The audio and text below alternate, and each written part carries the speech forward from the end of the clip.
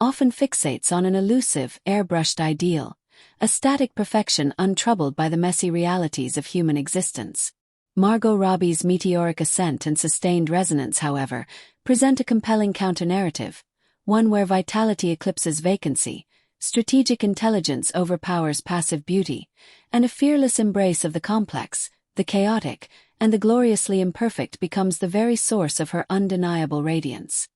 Her journey from the sun-baked suburbs of Australia's Gold Coast to the apex of global stardom charts a course defined not by conforming to preordained molds, but by shattering them with a potent blend of relentless work ethic, sharp entrepreneurial vision, and an authenticity that feels refreshingly unvarnished amidst the industry's curated facades. Robbie's early breakthrough as the electrifying Naomi LaPaglia in Martin Scorsese's The Wolf of Wall Street served immediate notice. This was not merely another beautiful face. Here was a performer possessing a kinetic, almost feral energy, capable of matching Leonardo DiCaprio's volcanic intensity scene for scene.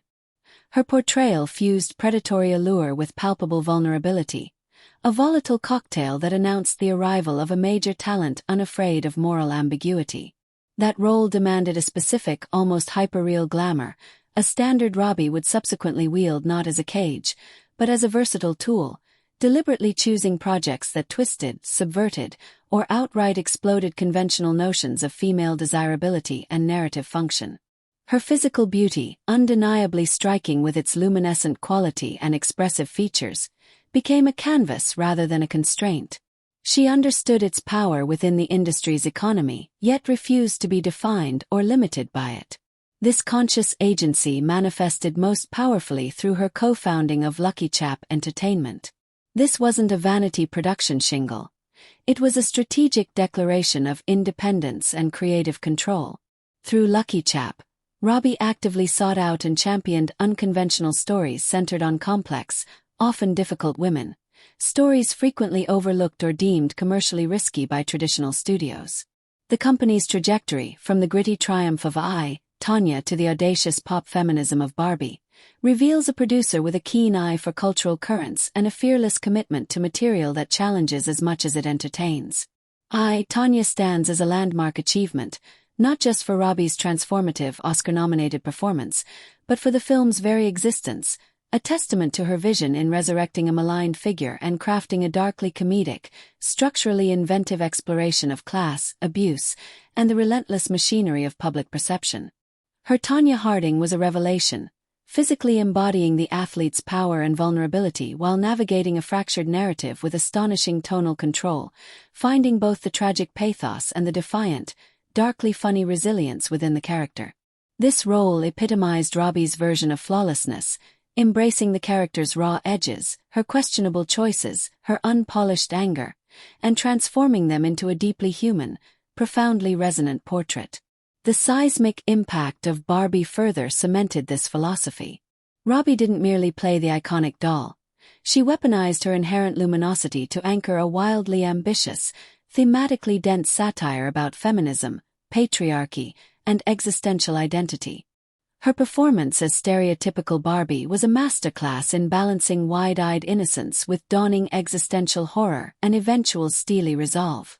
She navigated the film's tonal shifts from fizzy comedy to profound melancholy with seamless grace. Her physical precision perfecting the doll's movements while imbuing them with genuine, evolving emotion.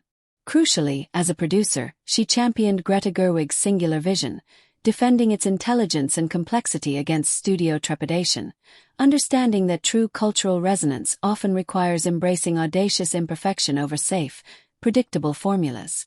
Barbie's phenomenal success wasn't just a box office win.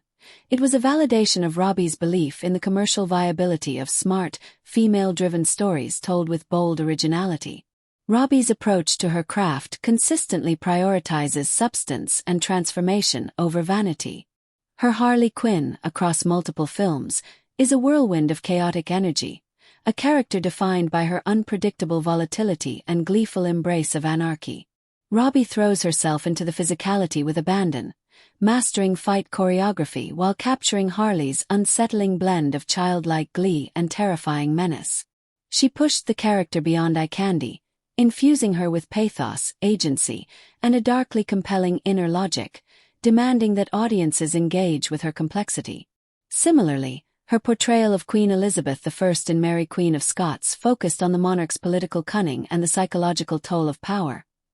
Her famous beauty obscured by prosthetic scars and a palpable aura of regal isolation.